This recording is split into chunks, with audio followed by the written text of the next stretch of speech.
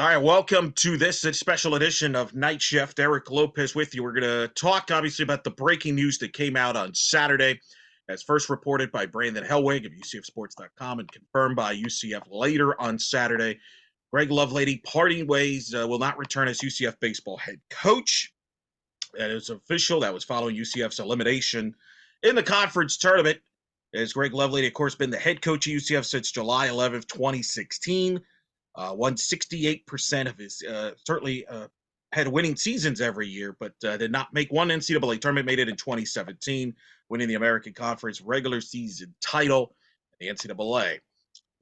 Here's the quote from Terry Mohajir on the press release, quote, "We appreciate all of Greg's hard work, effort, and commitment over his 7 seasons here at UCF. There's no doubt he's a high-character individual.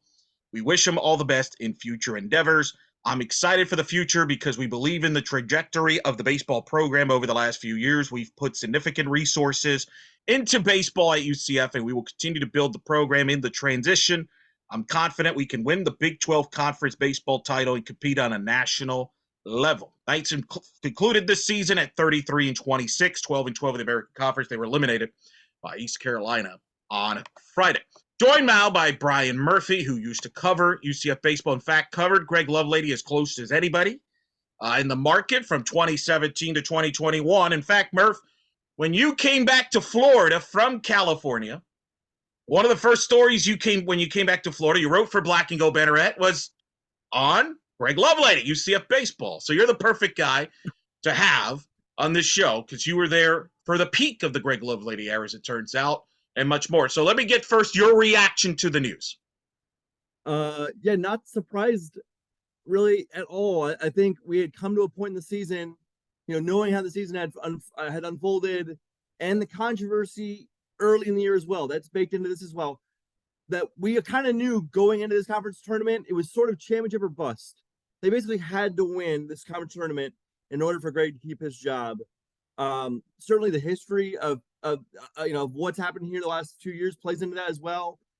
But basically, I'm not surprised. I'm not surprised that we're here. Once they had lost to ECU, pretty much we all thought it was a foregone conclusion. Yeah, a conclusion that came in on Saturday. There, I want to ask you about the Greg Lovelady era, because like I said, you were there at the beginning. Take us through that beginning, because you were there in 2017 when they won the conference regular season title on that last day against South Florida. They were a team that was picked at the bottom of the league. They ended up going to the NCAAs in Tallahassee, and I think everybody felt, hey, this is just the beginning. I don't think we would be thought ever, I imagine 6 years later, we'd be having this conversation that would be the last NCAA tournament bid. So give me your perspective there, because you were there when Greg arrived at the same time. Yeah, I mean, the first story I wrote for the Black and Gold Banneret was in February 2017, and it was basically a 45-minute sit-down with Greg Lovelady as he was about to head into his first season as UCF's baseball coach. And a couple of things jump out. A guy who's extremely energetic. Like, even talking to him, he sort of emanates this sort of energy that's very palpable, and he talks a lot. And that's one thing that, like, if anybody ever got to sit down with him, he is not scared to tell you what's on his mind. He's very honest. He's very open.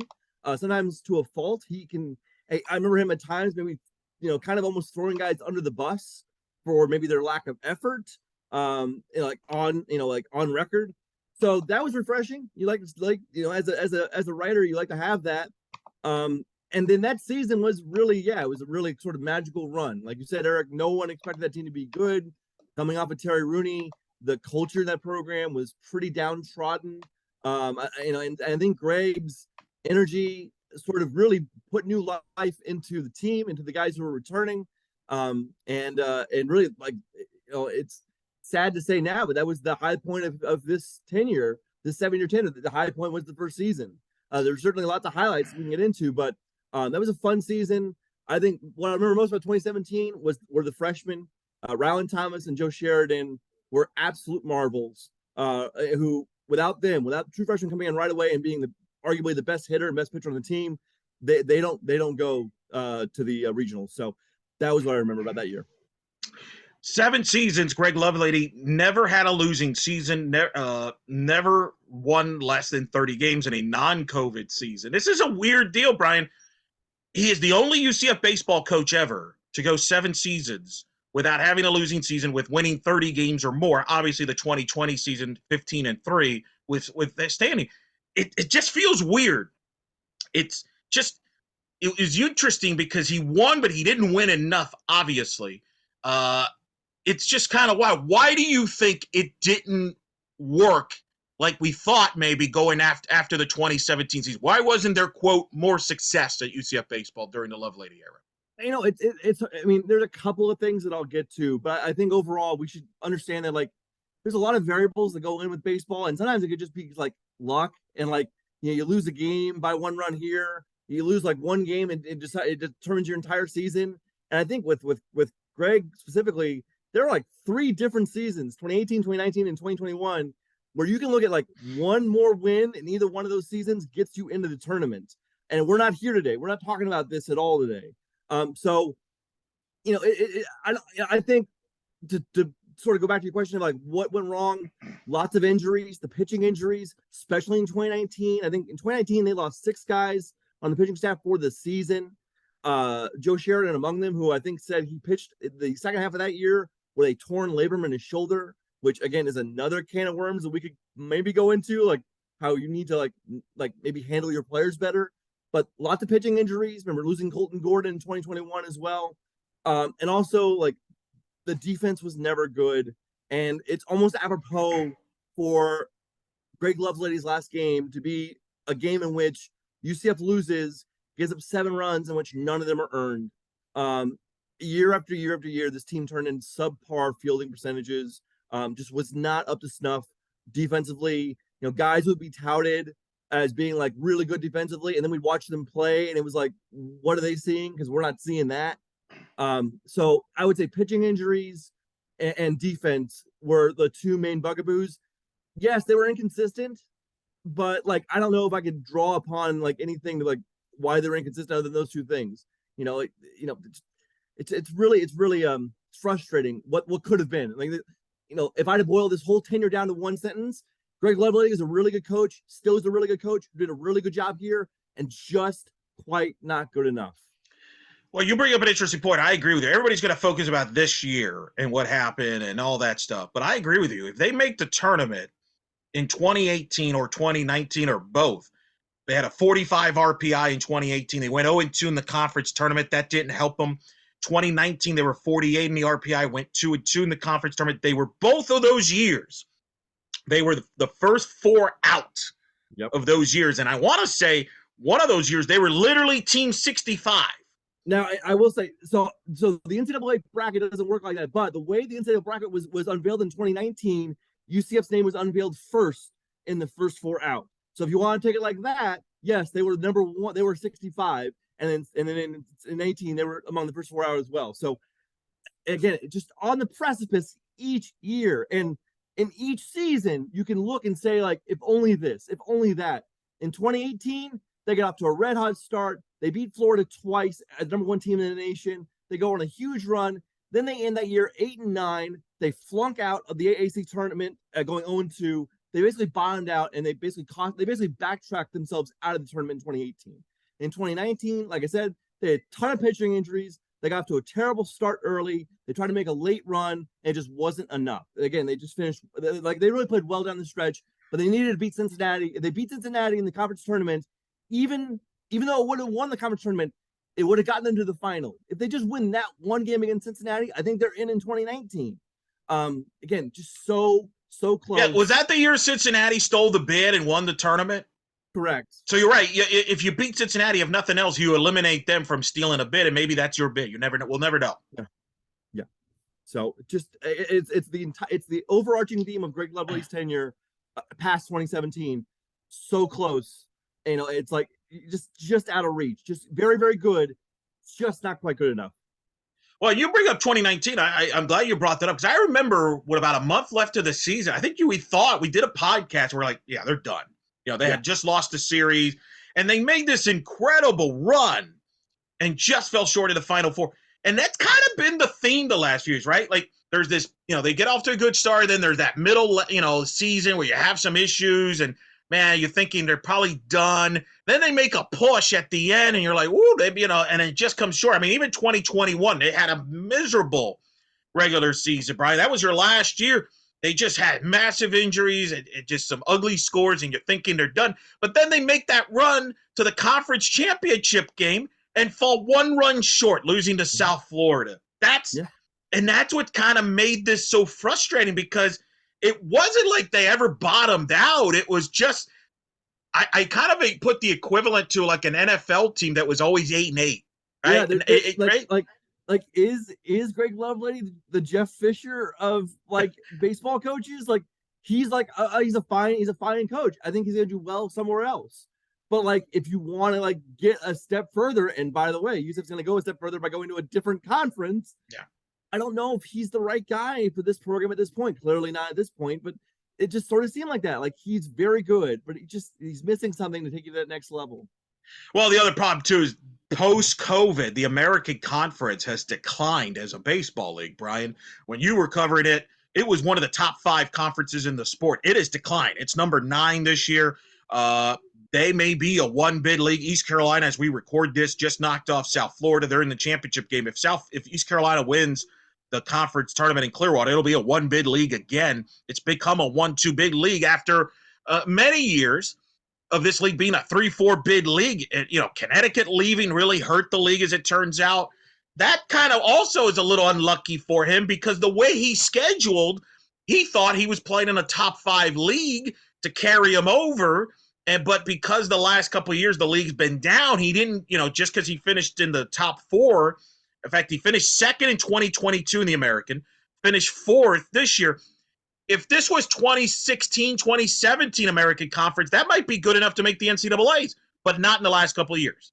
Right, but if this conference is weaker, then shouldn't it mean that if you're continuing what should be an upward trajectory, that you're able to win more games in conference? Yeah. So they, this team also, like we talk about the Florida series in 2018 when they went home and home and beat Florida twice. They had the sweep of Auburn, they had the wins at Ole Miss in these seasons in which they started out non-conference with these huge series victories, like really gigantic series victories.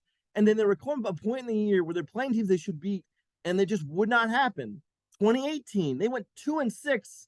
Once they got in the conference play on 2018, they went 2-6 on Sundays or series finales. They just did not take advantage of the end of the series, and they let games slip away. And again, when we're talking about one win gets you in the tournament, that's what we got to talk about. Yes, the conference being bad the last couple of years hurt him, but the conference is down. Don't you need to win more games in conference? And it was never a progression there. Well, and obviously you go to the Big 12, which is a top 3 league. Certainly is a factor there. Let me ask you about 2020, because obviously that was a year where the world shut down. Baseball, they were 15-3, Brian. I remember you and I hung out. I think it was one of their last home series before everything shut down. I think they were playing CSUN in a 4-game series. They were playing really at a high level. 15-3. I think they had played Miami on a midweek. That was the last game that would be played. That was the last game, yeah. That was a what-if year too, right? Now, we don't know what the year, but they were 22 in the RPI going, at the time in March. We don't know how they would have fared in conference. I remember, though, they were headed for a big series for East Carolina. Is that another one that if you're Greg and you're wondering what if, right? We talked about 18 and 19. If you win an extra game or two, 2020, it looked like he might have had his best team there with great arms. What do you think about that one?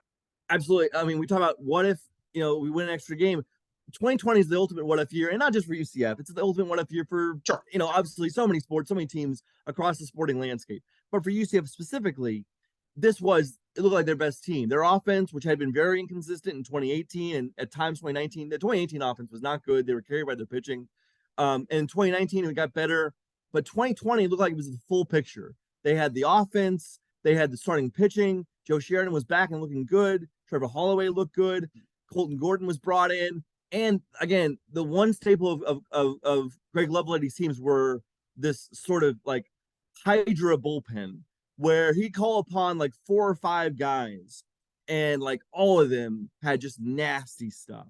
And that 2020 team, I think, was no different. The one that sticks out to me, just stuck out to everyone, was was Jeffrey Hakinson, who ended up getting drafted that year in the 5th round by the Rays. Jeffrey Hakinson in 2020, 8 1/3 innings.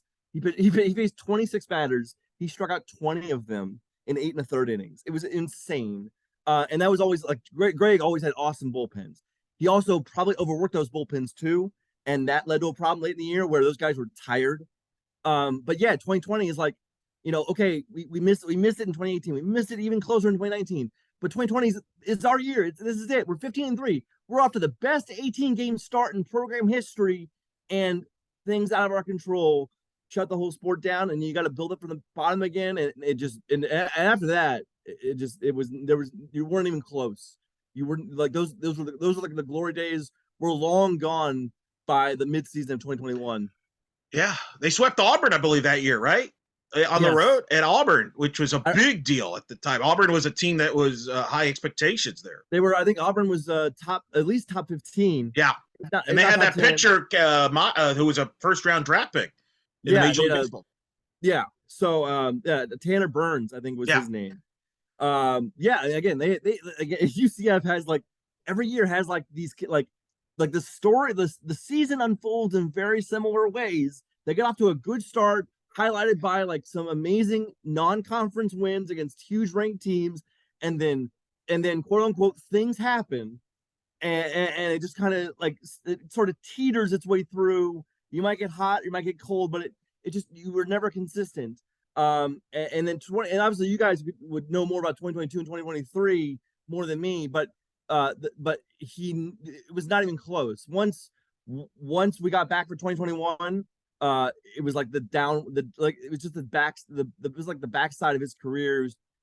They never had the same amount of success, and a lot of that was due to injuries. A lot of that was due to inconsistency again. I don't know why they didn't even threaten in those 3 years at all, other than the magical run in 21, which was sort of like a 4-game. I don't want to call it a fluke, but it was a 4-game run. Let me ask you a few things about Greg. What were your thoughts as Greg as a head coach, as a manager there first? And second of all, as a recruiter? I thought this year's team was not athletic. They depended on the home run ball. But they really, if teams kept them in the park, they couldn't score. Really, they had trouble manufacturing runs. And I thought, Brian, what was weird for me is this offense, as explosive as it was, and they set the school record for most home runs in a single season and in the conference. It was a very un-Greg Lovelady type offense because, as you know, he loves to steal bases, be aggressive on the base pads, and manufacture. It was out of character, but because he had so many veterans like a Nick Romano and the Sundins and the McCabe, Ben McCabe's, I thought someone that followed college baseball closely told me it was interesting. It's like, the positive of having all these older guys because of COVID, et cetera, is you have that experience. The negative is they're not as athletic as you would be, say, if you had a bunch of 19 and 20-year-olds. I thought that was interesting that someone told me that. Your thoughts on that? Well, it's never bad to hit home runs. So if the team was hitting a lot of home runs, it's fine. You can be non-athletic if you're hitting the ball over the wall. But I understand what you're saying, because he was a guy who loved that sort of like old National League style ball of like hitting and running, moving the runner over with bunts, and so things like that were sort of his style. Offensively, I never felt like that he like had an identity. Like he would like get a couple of guys rolling, but like offensively, I never felt like they were a team to be feared. Maybe until like this year, where like they were like really, really strong, certainly early in the year. For me, Greg, I think part of this is his background as a catcher. Really, really knew how to handle pitchers. As far as like in game, I'm not, and like as far as like managing them game to game with like bullpen usage, and injuries and stuff like that, maybe a different story. But I think in game, I think he did a pretty good job of managing his pitchers and knowing when to go to certain guys at certain times. He always sort of constructed a really, really, really strong bullpen. That was really like the one staple of his rosters. I don't think he recruited particularly well, but I'm not exactly sure what the standard is there. Like, what exactly should we be hoping for at this point?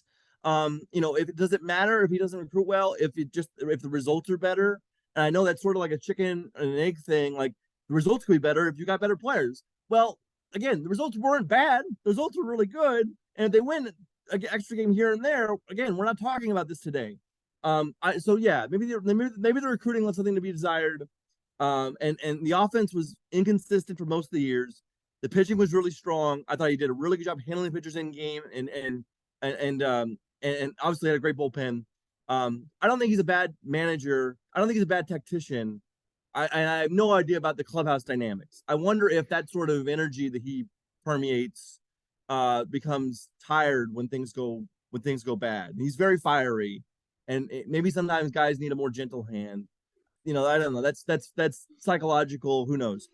But yeah, I don't think he's a bad manager. I think he'll find somewhere else to go. I think he'll do well. He's young. I think too. That's when teams lose, right? It's always like, well, you're not recruiting in the area. This is a great state. I hear that.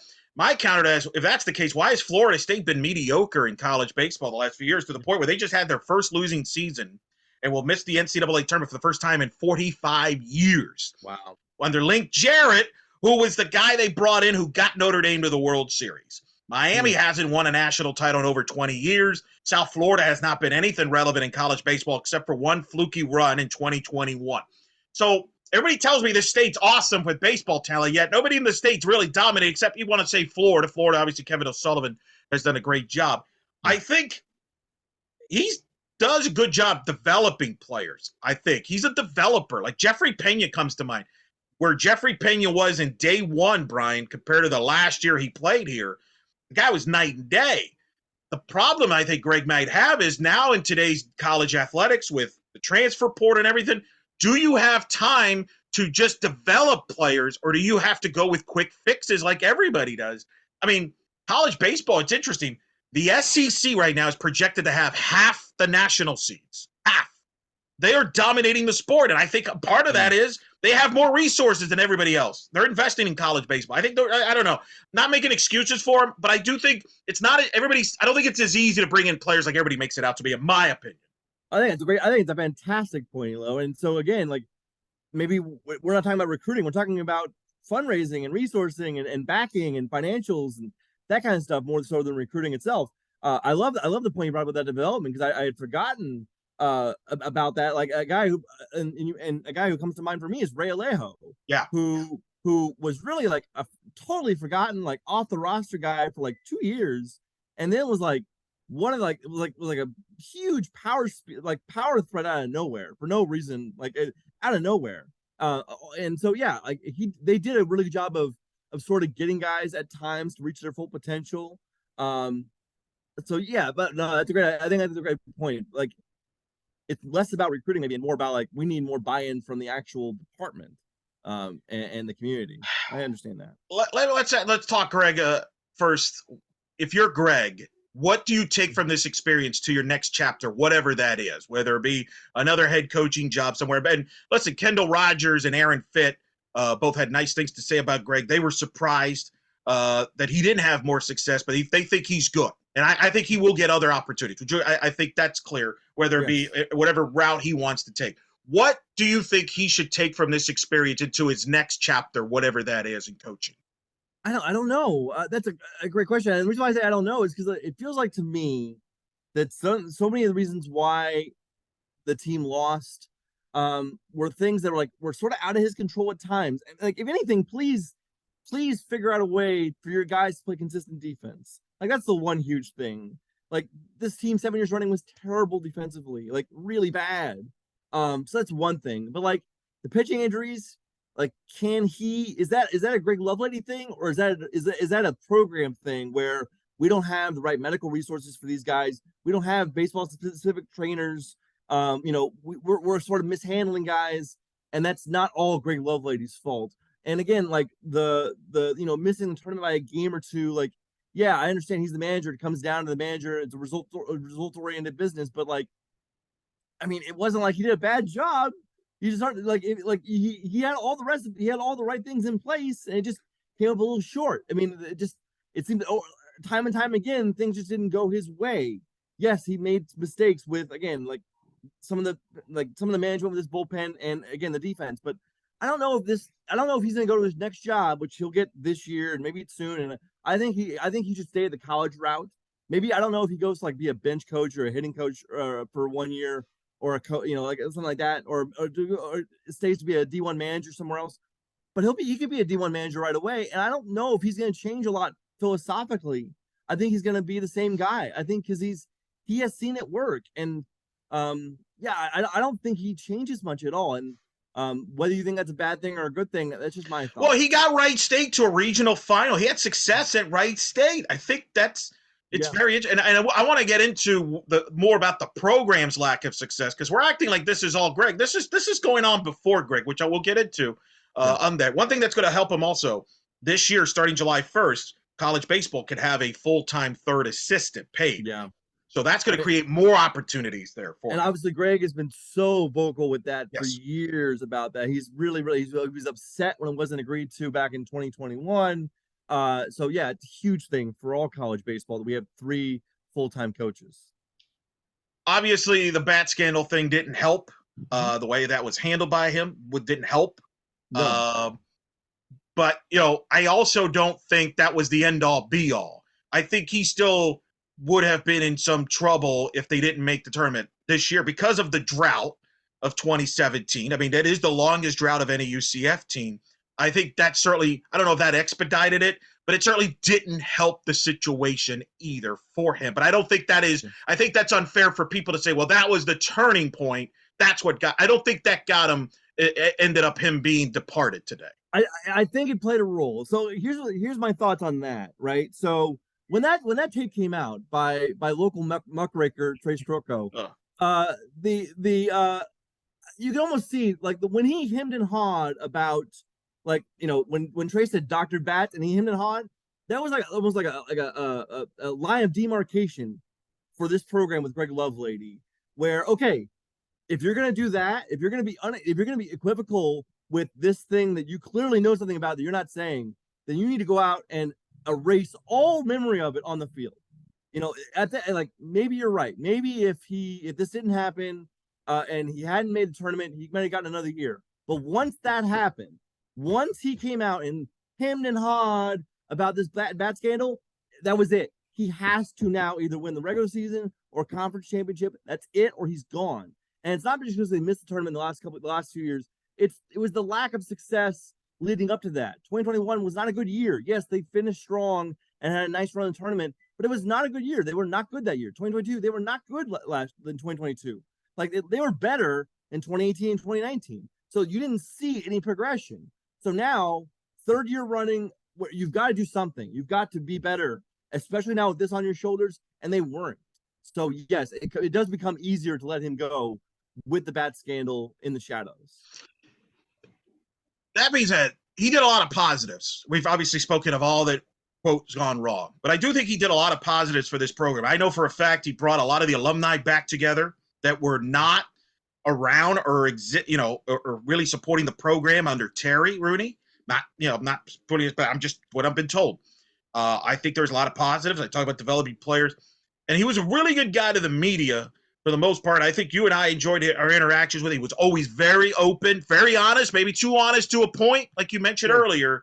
But just talk to the man, because this is a good man that I thought did do positives for this program. This was a program when he took over was not in good shape internally. And I don't like the comments that people say, well, he won with somebody else's players. Yeah, you know what? He won with somebody else's players that the other guy couldn't win with. So I don't know. So I hate that argument. It's kind of like the Dawkins argument. Like, well, he won with Donnie's players. Yeah, you know who didn't win with Donnie's players? Donnie Jones didn't win with Donnie's players. It's the most idiotic comment ever. So just speak to him as a man, because you spent a lot of time in covering him, talking to him, and there as a person. Because I do think I don't think this was I don't think UCF baseball is in worse shape because he was the head coach, in my opinion. No, absolutely not. No one should think that. If people are upset because they didn't make the tournament, okay, I get it, fine, because you want to make the tournament. But also understand, like, before a Greg Lovelady, this is not a good program. Like the end of the Terry Rooney era was bleak, And so now at least you had some reasons to be positive. I mean, even if it didn't end up in the tournament, they had really good seasons. Again, 30 wins every year or more, or 35, whatever. It's really, really good. As far as the Greg, talking to Greg, yes, extremely open, extremely sort of like just very loquacious. A guy who, we have a tendency to know baseball managers and coaches to be pretty curt and short. Greg is not that. Greg likes to talk, and maybe it's as part of his background at Miami, where he was known as sort of like a very kind of showy, flashy guy. Had the big sideburns. And so I think he sort of brings that energy to anything he does, including media availabilities, where you could ask him a question about the game and he'll just talk about it for like 7 minutes straight. And at some point, you're like, okay, Greg, this is great. Can I go write my story now? Can you not? And we Eric, you and I talked to him for almost an hour about wrestling. Yes. We spent a podcast about wrestling talking with Greg, and it was great. He was like showing us pictures on his computer of like the memorabilia he wants to buy. And here's a guy who's got to get ready for a series, and no, he's willing to spend as much time as you want with you. I remember I met with Greg weekly for a couple of years, like every Wednesday or Thursday, and we talked for 20 minutes. And it's pretty rare. You don't see that. A lot of those sort of coaching scrums go 5 minutes, 10, 15 tops. Like, no, Greg will just go, because that's what Greg is. Greg is a talker. Greg likes to talk. And he doesn't just give you a bunch of coach speak. Yeah, some of it is, but sometimes he'll be like, after a tough loss, he'll be like, yeah, I don't know what that guy is thinking. Like talking about his own players. Yeah, I don't know what that guy is thinking about there. Or it felt like we quit tonight, or felt like we didn't have any energy, and we laid down. Like, wow, he's not giving them any slack here. He's really giving it to them. Again, that's refreshing for a writer. I think it should also be refreshing for fans too, like for a guy to come out and say that. So I enjoy being around Greg Lovelady. I think he was certainly a nice, a good person to talk to. But again, as a coach, he left this place in such better shape than he found it. I mean, it's not even close. Again, I'm not sure how much his presence led into the $1 million donation that led to the stadium. But it can't hurt. I mean, John Giuliano, right, with the program donating, they had a mystery donor this year up to $4 or $5 million. I mean, people are interested in it. And again, he was a big part of that. Ironically, Brian, by him getting a lot of the alums and donors back interested in the baseball program, that probably got him in trouble because they got frustrated why they weren't winning, right? It's kind of the catch-22 in college athletics. Right. Well, he set the bar high by winning the conference regular season tournament his first year. And then it's like, okay, well, it's only up from here. Except it's kind of not. It's sort of a flat line from here. Yeah. And so, yeah, I understand that. But I think we've stressed enough that it was just one extra game here or there. 2018, 2019, 2021, one win in each of those seasons. If you beat USF, in 2021, or if you win one more game in either 2018 and 2019, they're in the tournament. There's a very, very, very real situation here, or scenario here, that in 6 full seasons, Greg Lovelady makes the tournament 4 times. And so we're not having this conversation. We're not even having this. That's what's that's what's maddening about this sport, right? If he makes the tournament in 2 of those 3 years, this is and yet this, and like I said, today is not surprising because of those results. Sure. It's result-oriented business. And bottom line is, he didn't make the tournament. He made the tournament once, then he didn't make it for 6 years, 5 years. And so, yeah, it is what it is. With no context involved, he didn't make the tournament. So, and now they're moving up in class to go to the Big 12, and it's time for a change. I understand it. I hope people understand that, no, they were much better than just that. They were much better than, well, he only made the tournament once. Yeah, I know, but that doesn't tell the story. It's not the full story. It doesn't. That's not a fair description there. Let me ask you this, because I get asked about this, and it's kind of uncomfortable to address it because obviously I call softball. But the softball success under Coach Ball Malone the last 3 years, 3 NCAAs, 2 conference championships, hosting a regional for the first time, winning a regional for the first time, getting to that super regional last year, just took the community by storm. It has exploded.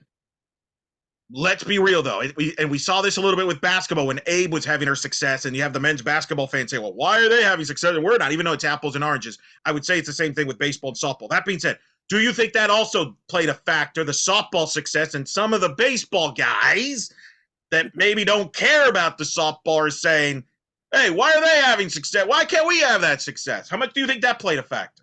Possibly, maybe like a slight smidgen, but I really don't think so. Like ultimately, this comes down to what Greg does. Yeah. Take everything else out of the picture. What Greg does or does not accomplish.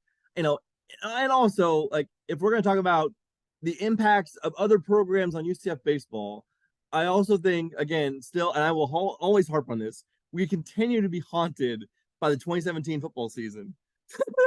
that that continues to color a very like very voicey loud section of this fan base. Sure. Believes that they are almost preordained to have success, and so that might play into some of it too, like where the calls for his ouster get so loud because you look at what happened in 2017 and it's like, why can't we do that everywhere? Like, because sometimes you got to lose, and sometimes it's not going to go your way. I don't think softball's success had any impact in it, but I understand what you're saying. It just comes down to the fact that he didn't make the tournament enough. Well, let me ask you this. You mentioned not to tournament because this has been a big topic as well, is UCF baseball. Because we've talked about, you've covered the Greg Lovelady era, but you've also covered the UCF baseball in a previous era when you were a student for the Central Florida Future. That's where I met you. You were there at the end of the Jay Bergman era and the beginning of the Rooney era, if I remember right. Yeah, and boy, I tell you what, I can't remember a damn thing about the Rooney era. I was there. I was there, I think, for 2 seasons, and I can't remember a damn thing about it. I will say, I really and you talk about Greg bringing guys back into the program. I saw Jay Bergman, like actually like a couple of functions. Yes. With like because of Greg, that's a huge deal. So yes, I remember more about the Jay Bergman era for me, which was for me it was like 04 to 07 for me with Bergman. The Rooney era, I really sort of wiped from my entire brain. Many are, but you bring up the Birmingham. You're right, because that was a big deal to alums, right? That was a big deal. That's why a lot of alums that played for Bergman didn't come back because they didn't like how it ended, and that Jay was basically vanished. And Greg brought him back. All right. So I think that's a great point you bring up. But I bring this up only because this baseball program has only made the NCAA tournament 3 times since 2005, which was their last year of the A-Sun. Since they moved to CUS, from that last year in the A-Sun and then the entire CUSA era and into the American, they've only made the tournament 3 times. Twice under Rooney in 11 and 12. The infamous Coral Gables Regional where they needed one win against Stony Brook. Didn't happen. And I don't think that Terry Rooney never recovered from that, in my opinion, on that. So I'm going to ask you this. Why hasn't UCF baseball been more successful since 2005? Can you put into context why? Because to me, it's easy to say, well, you just haven't had the right. I think they've had good people. Like Greg Lovelady knows baseball. He's been successful. Terry Rooney was an assistant at LSU, won a national title. He's been successful. What is it about UCF baseball, why they have struggled here after being a program that many thought pre-05 was the premier sport on campus? Is it? I mean, I assume this answer has. I assume this has tons of answers, because you could say, well, we need more support from the department, from the outside community. Like baseball specific trainers, which I do believe they have one this year. I believe they finally got one this year, but like you got a baseball specific trainer in 2023. Like what happened to the years before that? That's a bad thing. Sometimes the coaching, you can blame that. The offense at times, the roster construction was not good. But I think that all sort of boils down to it's how much buy-in is there from the athletic department to give this program the resources it needs to, at this point now, get the players it needs to get, and to sort of lay the groundwork for a program that can be in the tournament every year. I'm not sure if that was there. I might be wrong, but I don't know if that was ever there. And So I think maybe that's why it was been inconsistent. But I'd be I do fascinated think, to I hear think to your point, I think people took it for granted, right? When Bergman was in his prime, they were winning all the time. They were making regionals, winning conference championships. I think sometimes you take it for granted. We're fine. We're doing fine, right? And you kind of stay stagnant. And then obviously it took a decline at the end of the Bergman era. It probably stayed too long. And then Rooney had that initial bump, had great recruits, but then that declined. There just hasn't been consistency. I think the facilities, obviously, that's been, they've helped a little bit the last few years with some of the donations. Yeah. But if anybody's been to college baseball in this state, you go to Mark Light down in Coral Gables or Dick Howser Stadium, or even now Florida's built a new baseball stadium, which is nuts. South Florida has a new baseball stadium that's really nice. You could argue UCF baseball facility-wise, not among the best in the state. Now, they've made improvements, but, I think that all played a role in why this program hasn't succeeded at the level that maybe some believe they should. If I was to turn the question back around you, would that be your chief top line reason for why this program hasn't been successful consistently? Is it the lack of support outside of the actual program and not, to some extent, I don't think it's as big a deal as basketball. Like I wrote the big column this year about men's basketball and how Johnny Dawkins, I think it's a bigger issue in men's basketball. As you covered men's basketball. It's a much, much bigger issue in men's basketball there. Baseball they've started to turn the corner there. Right. I think it's a factor. It's not as big of a factor as it is in men's basketball, if that makes sense. I think in men's basketball, without resources, I don't see how you can succeed at all in the big conferences. And my goodness, we're going to the Big 12 in basketball, Brian. Yeah, right. Well, by the way, did I mention that? Every writer. Ow! All I want, I know I don't cover this program anymore. All I want is for someone to give me a one-way ticket to Lawrence, Kansas, so I can see one game in that arena. That's all I want out of this Big 12 experiment. I can't wait. It'll happen at some point. We'll see if it happens this year or not. But I don't know. I think that's a factor. Some might say that they haven't had the right coach. I guess you could say that, obviously, because they haven't had the success consistently. I think it's a combination of things. I do think part of it is, I remember when I was a student, and I got here about 20 years ago, baseball felt bigger than basketball. Remember, basketball was in that small arena, what it's now known as the Venue. Yeah. But it was also right around that time in CUSA era where they started pushing more towards basketball and less towards baseball. And I wonder if that also has played a factor. Not that I blame anybody. I mean, that's what you have to do. You push basketball. But, there's schools like Florida State and LSU that care more about college baseball than they do men's basketball. I wonder if we were supposed to be that. I think what we've proven in the last 2 minutes is that it's not a simple answer. No. About why there's tentacles all over the place about why this program has not been as consistent as it should be in the minds of many, or why it just hasn't, why it's been so inconsistent. I don't know. It's varied. It's wide ranging reasons for why that's happened. Some of them are fully under the control of those in the department, those in the coaching staff. Some of them aren't. And so that makes it difficult as well. So if we're looking for like a cut and dry reason for why UCF isn't contending for NCAA tournament every year, like the answer is like messy. No, it's a little bit of everything. And again, softball doesn't have great facilities, and they've been able to win, so you can overcome it. Yeah. So I think it's a combination of just different factors for whatever reason. They say they may not have the right coach. So let me ask you about the next one. I'm not going to ask you for names because you don't follow the college baseball landscape like you used to. I don't. No, you cover professional baseball now for a living. But I will ask about one guy, because this is a name that's been brought up. It's a guy you've covered. It's a guy you and I talked to, actually, I believe, during COVID 2020. And that's Chad Mottola, who's the hitting coach of the Tampa Bay Rays, the UCF alum, UCF Hall of Famer.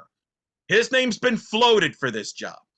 Now, this is kind of a weird dynamic because it's a Major League Baseball coach. They're not even halfway through the season right now. This is not like football where it's easier to go from pro to college, or even basketball from that standpoint to some extent. But your thoughts on that? I feel like that's a stretch, but you've obviously covered the baseball landscape, so you have a better feel for what the Chad Mottola perspective is as far as how do people in Major League Baseball look at a Chad Mottola?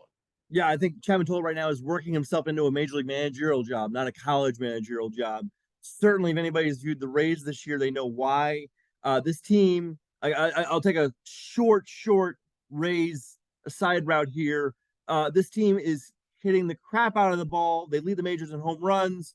and they have done it with basically the same guys from last year, and all of them have taken huge leaps this year. And a lot of that is due to Chad Mottola.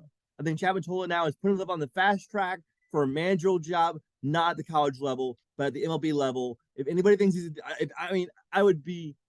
I mean, the way the Rays are rolling right now, the way that he is looked upon in the sport, in the league, I would absolutely be flabbergasted if Chad Mottola took a college baseball job at his alma mater. I know it's a big conference, and it'd be again like coming home, but like no. This guy is setting himself up right now to be a major league manager in the very near future.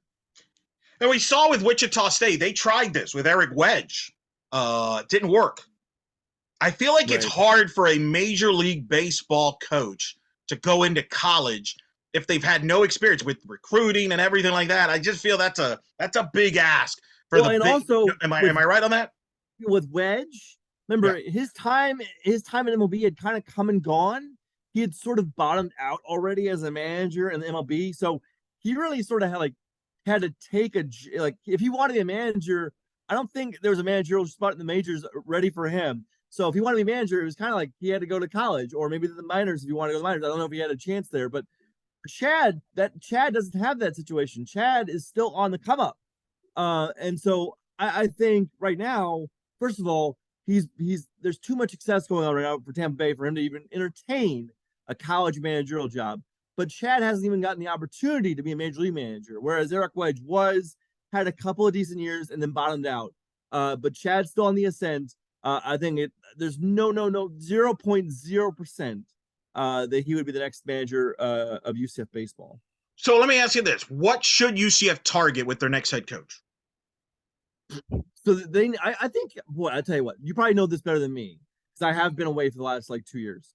So what's the thing? I'll turn around on you. I'm sorry. What is the thing that you want to see most out of this next head coach? Is it recruiting? Is it a style of play? Is it roster construction? What do they need more than anything? I think they need more athletic guys that could play right away, right? Like a Drew Farrow at shortstop is very athletic. I just think they got too stagnant offensively. You mentioned the pitching arms. You always need depth. I hate using the term, well, the guy needs to be a great recruiter. What coach is it? When does administrator say, we like this coach, even though he's a lousy recruiter, but we hired him because we think he's great. And nobody ever says that. So I hate using that term. UCF's offense this year was very good, was it not? I mean, they hit a ton of home runs. It was, but I again, Brian, the problem I felt with this offense, if you kept them in the park, they struggled. I'll give you the example. Their last game against East Carolina, there's a weather delay in Clearwater. I know that's a shock to you. Weather delay in Clearwater in May. Yes. Yeah. The wind is blowing in. Yeah. Guess what? Not a good idea to hit fly balls there when the wind's blowing in. You know what UCF did? Kept hitting fly balls during extra innings and kept leaving runners on. You have to be versatile offensively, in my opinion. You can't just depend on in the long ball, at least in the college game. I'm not going to speak for the big leagues, but you have to be diverse a little bit in college, because Cliff Godwin's a great example, who was the hitting coach at UCF, is now at East Carolina, has had the success. And his thing is, it's not just about power, it's about hitting in situations. 2-out hit RBIs win you championships. That's his motto to his hitters. That's what you kind of need is, can you produce runs in not ideal situations when it's not just depending on the long ball? How else do you score from an offensive standpoint? And then the pitching wise, I think you've addressed it. Ironically, they were kind of healthy this year. Yeah. Because of the new trainer. They just weren't very good. And the weird thing, let's talk about weird luck. Mike Maroth comes in after Christmas, is hired because Nick Gotti bolts for a job in the minors. Mike Maroth was working in the Braves organization. I don't think that helped this pitching staff because you don't have that fall ball to develop those guys. I think they were playing from behind all year on the pitching side, personally. That's a great point. And this was, I think, Greg's worst pitching staff of his tenure. Yeah. And that's a great point. Imagine hiring a pitching coach less than 2 months before the season, basically 2 months before the season begins. That is not optimal. So yeah, I understand that. Back to the run scoring thing. I understand being athletic. And you need guys to go first and third, and you want more athleticism really defensively than offensively. because you want guys in the outfield who aren't just tree trunks. But like I don't know, like I saw this team like set records for home runs, and I am of the persuasion that like runs are runs, and home runs, as people would say, like, well, home runs kill rallies. Like, no, they don't. Home runs score runs. You can score runs on all. You should want to hit home runs. No one with a man on first should say, well, you gotta get a man on first and third, we get a rally. Like, no, you know what's better than a rally? A 2-run homer. That's better than a rally. No, I agree. But one of the problems they had this year was they hit too many solo homers because nobody else was getting on base. That's kind of the problem, Murph. I wish it wouldn't be as big of a problem if you hit more 2-3-run homers. The problem is they hit a lot of solo homers because nobody else was getting on base because they were trying to hit long balls. Well, again, I'm I didn't see, like, as far as like what's their strikeout rate looking like what's their on base percentage like what's their walk rates. Sure. I didn't see that, but yeah, it was I understand what you're saying about what you want to see. It makes total sense. I mean, we should all want, after this year where things went wrong, it's natural to say, like, I want what we didn't have this year, which was more athleticism, better pitching. Like, I want what we didn't have. Well, the pitching, obviously, and again, if the pitching's better, we're not having this conversation about the offense. And I do wonder what if, with the Nick Gotti leaving in December, Mike, that had to hurt. It had to affect them a little bit because Mike Baroff has taken over a pitching staff that he inherited. He didn't recruit any of these guys. Yeah, I mean, he's hardly trained with them before he's got a it's the actual game. But in a way, though, that's kind of this program. There's just some wacky stuff happens, and I know people don't like to use that as an excuse or a liner. But it's kind of true, Brian. There's a lot of weird stuff that happened during this run. Like, you had the world come to an end with COVID to end one of their better years. Injuries in the most unique ways for their pitching staffs, getting injuries. A pitching coach leaving around Christmas. I mean, there's a little bit of everything. It was kind of a little wacky. The injuries, I mean, look, people should understand that like no one should let their sons grow up to be pitchers because it's really hazardous for your health. Pitching in general, it's just not a good thing if you want to stay healthy. But so yeah, you're gonna get pitching injuries. Everyone's gonna get pitching injuries because like it just happens. But the spate of injuries in 2019 specifically, it always made me wonder, like, is this just a run of bad luck, or are they not doing something like physically? Or they have a philosophy about handling pitchers that's not working? And I go back to what Joe Sheridan told me at the end of the 2019 season, before the 2020 season, where he said he pitched with a torn shoulder labrum for like the second half of the 2019 season. And you can see that in his stats. His walk rate goes way up. And I can't imagine anyone letting one of their star pitchers pitch with a shoulder labrum tear. And if they're willing to do that with one of their best starters, then is anybody else playing hurt that we don't know about? That stuff bothers me. That stuff bothers me. No, I mean, that's fair. I think there's a lot of questions there. Mm-hmm. But we'll see what happens. It's an interesting era. But we wish well for Greg. I think Greg will land on his feet. He's got a good family man. He's a father. The kids have grown up. That's kind of the wild thing, too. The kids were always in the dugout. Like, golly. Yeah. So I feel bad for them on that. And I hope, for the best for them. I think, and like you said, I think he'll land on his feet. Still young. And we'll see what direction to go. We'll cover this on all angles. Give me your final thoughts here. Put a bow on this overall. From your perspective on Greg and the program and moving forward.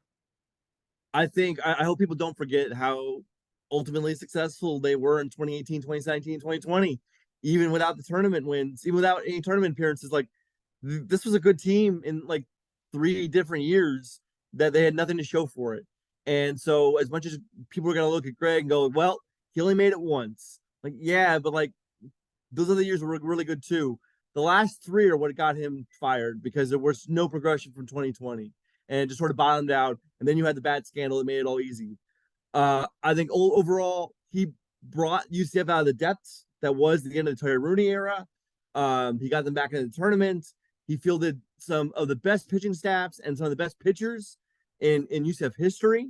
One of them is currently in the majors. That is Thaddeus Ward, is pitching for the Nationals.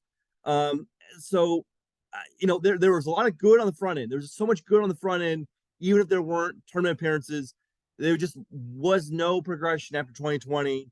It's very much clear cut, like where this program was good, and then like the last 3 years were pretty forgettable, and that leads to today. I do think somewhere the bat scandal will always be mentioned because that really sort of was like the beginning of the end. That was like, okay, if they don't do something big this year, this is it for him. This is it for him. And then once they didn't do anything big, we all knew we would end up here. Second time a UCF head coach, baseball head coach era ended in to some extent because of a scandal. Jay Bergman era ended on a scandal. Yeah, that was ugly. Yeah, that was ugly. I mean, this is nothing compared to that. Nothing compared. Yeah, to that. me and you might have different opinions about how they handled Jay, but like, I don't know. I am of the persuasion that Jay had to go after what happened, and some aren't. But that was the way his tenure ended was, yeah, much more distasteful than whatever. Yeah, this was minor. This was very small potatoes from that standpoint, especially in college baseball, Brian, where, I mean, this year we had Alabama's head coach got fired for apparently gambling. Apparently, yes, he did. And they're doing better without him. Cincinnati just fired people on their staff for some stuff going on. I mean, there's just the wild west in college baseball. Is there no news on like why they got rid of? Because I'm assuming they got rid of those coaches in Cincinnati because of gambling. I think it was. I think that's what everybody's assuming, but there's no concrete official words. So it's kind of a wacky year in college baseball where the home run thing has exploded. Like they're averaging about 2.5 2.2, 2.3 home runs per game. So it's kind of all a wild west over there. But has anybody examined the balls they're using? Are they? No. We haven't. Nobody. Kendall is just, Kendall. Nobody's really gone into that. They're just happy to be talking baseball. Juice balls. We got rabbit balls. I mean, sure, everything's fine. Everybody's bigger. Everybody's just, they're better at hitting home runs now. Burf, what are you talking about? Nothing could be going on. In baseball, it's all good. All right, Brian. I think we went over an hour. That was not the plan, but that's usually what happens when you and I talk about a lot of subjects. Yeah.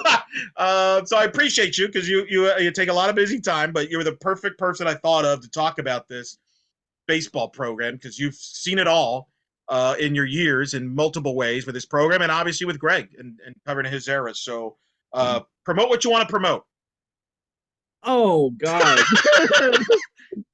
Visit MLB.com. We got lots of stuff on the site, and I'm just a guy. I'm there spinning the wheels and stuff. Yeah. There you go. MLB.com, baseball, 365, 24/7. The man's covering baseball. Murph, thank you for popping in. At some point we will get you back on for positive stories. But until then, thank you for coming on.